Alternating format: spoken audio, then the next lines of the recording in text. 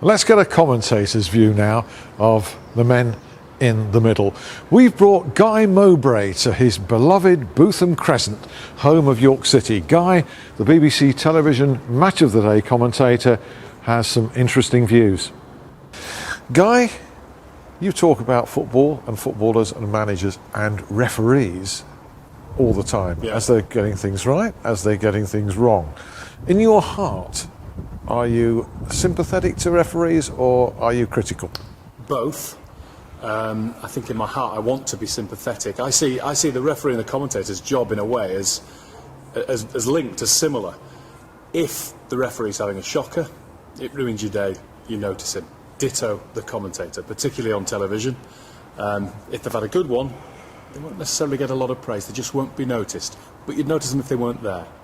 How conscious of the referee and his performance are you when you're commentating? I'm just trying to draw a parallel here because sometimes if I'm working for a newspaper I have to mark 22 players and a referee out of 10, which I always maintain for a newspaper is an impossible job. So as you're commentating, watching the game, how much attention do you actually pay to the referee?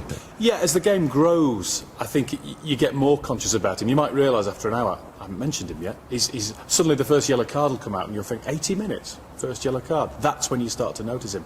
It's a little bit different now in that they're all names. You know them all. At Premier League level, every referee, you have a look. I think in the old days, you used to come to a game and you'd only notice the referee later on. You'd go home and say, who was that ref today? Now you know the name, you look for who it is before you get to the game. So I think they are just a little bit, they have a little bit more exposure than they used to, and obviously every decision is so closely scrutinised.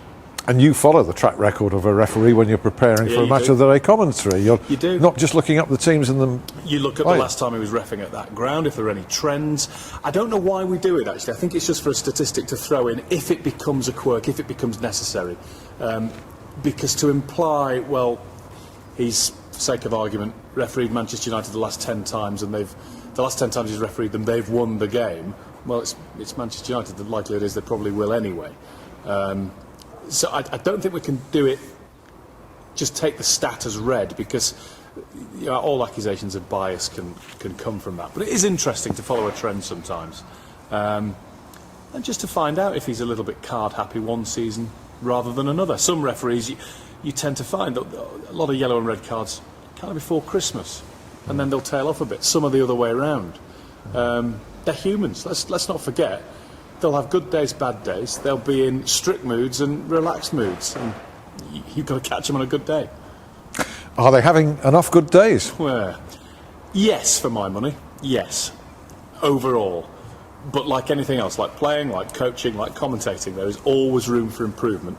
And I don't think we are getting improvement at the rate that we need to have it.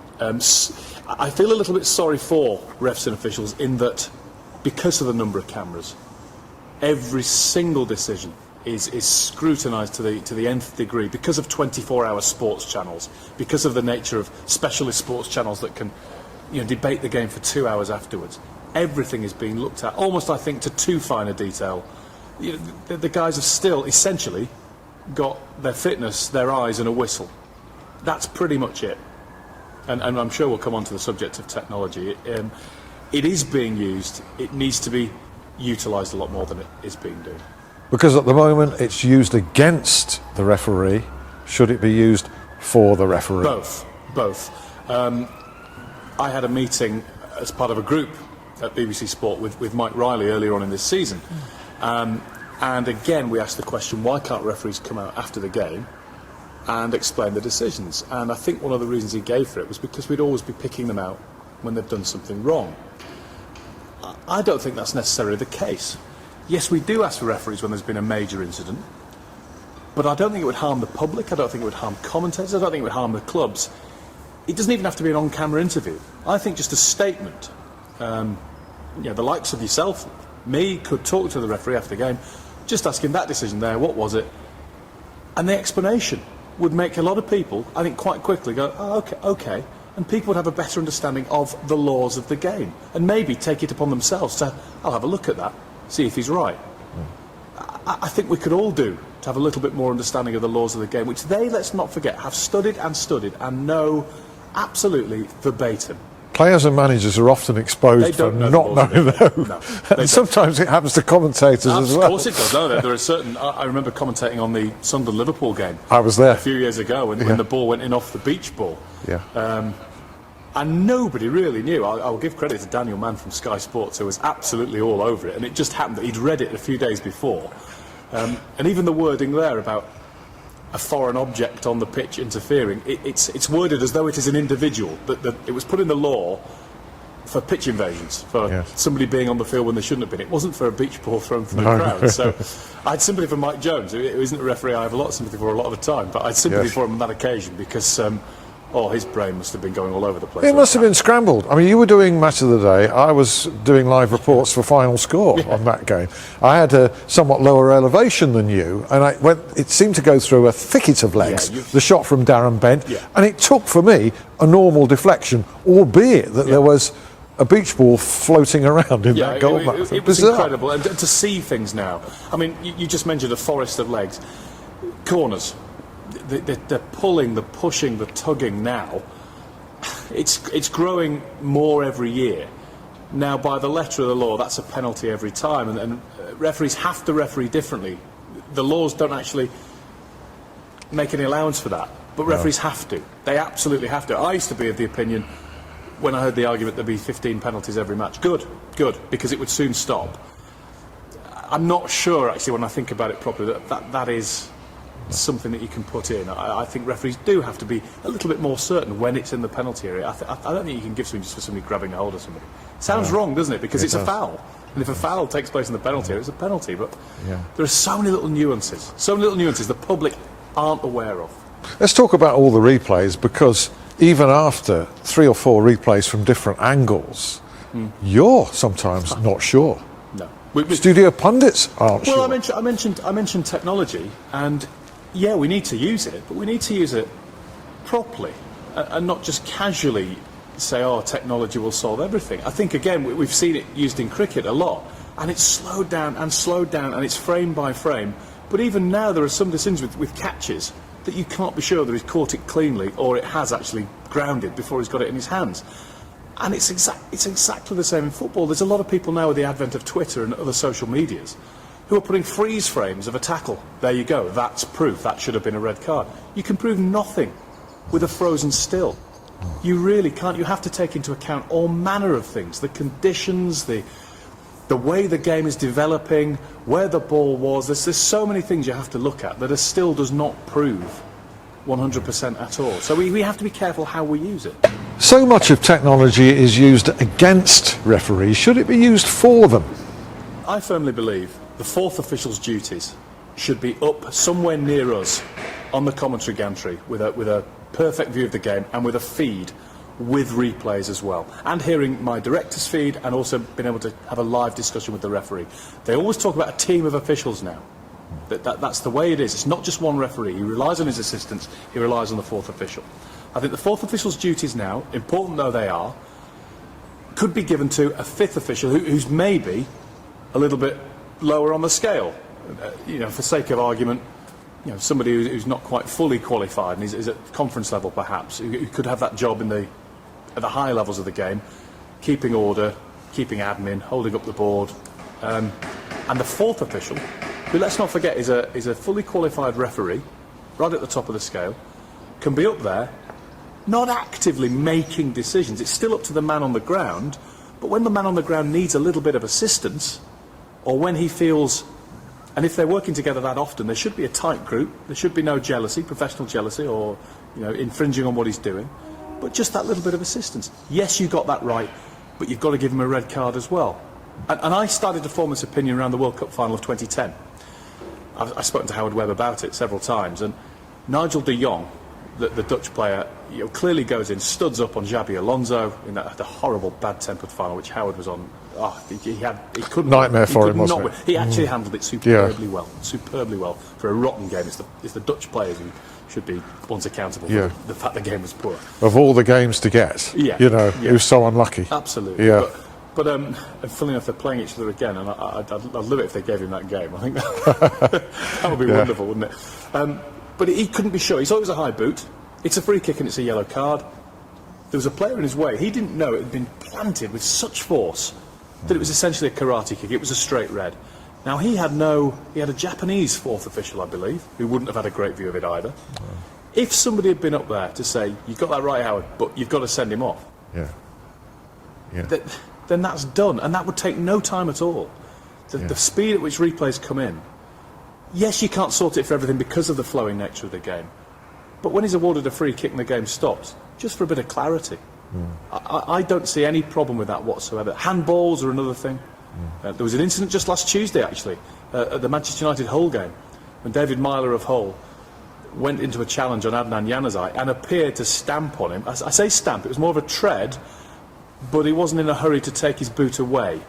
Now, I said in the commentary, again, I have sympathy for the referee. I had a clear view of it. Craig Pawson had a clear view of it. But only the player himself knows. Did he do that on purpose? Now, experience tells you, I think he probably did. Only he knows. Only he knows if he did that on purpose or not. Just as only Jose Mourinho knows if he was being sarcastic, as we all know he was, when he, in quotes, praised a referee and very clever Riley. in a horrible way. Yeah, he was fine for that. He was fine for that, but actually, if you put the words down verbatim, and a good lawyer arguing the case is praising the referee. Is praising the referee, praising the referee's chief. The way they're treated when you interview them, the way managers react, is that helping the game? Is it hindering the game? I don't think we're going to change it. I don't think we're going to change it. I think that's a starting point. I actually think managers should be a little bit more grown up about it. We know they're going to be loaded with how they see it, weighted, naturally. But I don't think anybody's going to accuse them of not being fully behind their players if they agree with a decision that went against them. We do have managers who are better than others at taking it and seeing the bigger picture. I'm happy to name Steve Bruce as one of them. He's absolutely brilliant at calling it as it is, and if his player has erred, he'll say so. He only has a go at a referee if he's absolutely certain that something's been badly misjudged. And I do think we need managers to take a bit of a lead in this. But you can't change it wholly. The pressure they're under, the results that they need, they are going to see things in a very different... They are not looking at it as we are as commentators, as I wish more fans would do, as watching the game and seeing what happens with a balanced viewpoint. They don't have to. Do you ever feel a bit hypocritical about this, as I do, in that I'm tut-tut-tutting when managers criticise referees, but I'm actually encouraging them and asking the question, almost hoping that I get a spiky answer? I very rarely ask a manager about a referee. Very rarely. I mean, I'm sure I have done on occasions. I try not to be honest. They bring it up themselves. They usually bring it up unprompted. They want to get it off their chest and get it out there. Yeah, a little bit. But then they could answer it in a different way as well. They could, some of them say, we're not going to talk about the referees, I don't want to get fined, which in itself is damning criticism of the ref anyway. I just think we should be very careful, because in this country we have a good bunch who are striving to get better. And when they make mistakes, as they will, as players do, as we all do, they make honest mistakes. And may that forever be the case, because there are leagues around Europe, prominent leagues, right around the world, where that isn't the case, where corruption is rife. If we get upset about a few honest mistakes, goodness me, they're honest. That's all we need to worry about. Yeah, I think that's beyond doubt. There's no question mark whatsoever against them for that. Not at all. Only perhaps about the isolation of match officials within our game, in which everybody else participates in the media game, apart from the match officials. Should they be more involved in that? Yeah, they should, without a doubt. I remember a game at Liverpool a few years ago. It was Liverpool against Newcastle. Or was it Liverpool against Leeds? I don't remember it that well. It was David Batty anyway. I think it was his second time round at Leeds. And I know Jeff Winter was at the centre of a decision, and people were moaning about it. And so we asked him to come out and speak. Now, at the time, there hadn't been the edict from the governing body to say that referees couldn't. So he was happy to come out and explain his decision. He would. As we were interviewing him, few of the Leeds players, I'm not picking on David Batty, but I remember him being one of them, walked past, oh dear, there's Jeff, wants to be famous. So they can't win. No. They can't win. But if it became routinely accepted... I think so. I think just... It doesn't even need to be on camera. I think just a statement explaining decisions. As I've said earlier, I think it would help everybody and might even make a few of us go and just read the laws a little bit and get a little bit more interested in them. Yeah. I was here at York City, actually, the other week, and I think I got on everybody's nerves because... Really? Oh, well, just for a change. Just for a change. Because I do honestly find it quite difficult to get totally partisan. Now, I'm more biased when I'm watching a game here. I'm not biased when I'm covering a game at all. Even England, you know, it's one team against another.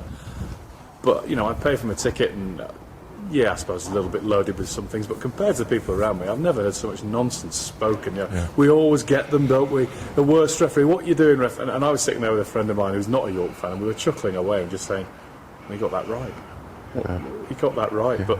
Then again, that's not the job of a fan, is it? The job of a fan at home is to influence things and get decisions your way. Fair play to the chap that day. I don't know who he was, but fair play to him. He wasn't influenced at all. Well, that's the point. At this level, you're not aware of who the referees are. No. You've never seen them on TV, you've barely heard their names. You have no preconceptions. Oh, actually, they do here at York. They just believe that they're all useless. Guy, it's been great chatting to you, and many thanks. Cheers, Alan. And good luck. Thank you. Thank you.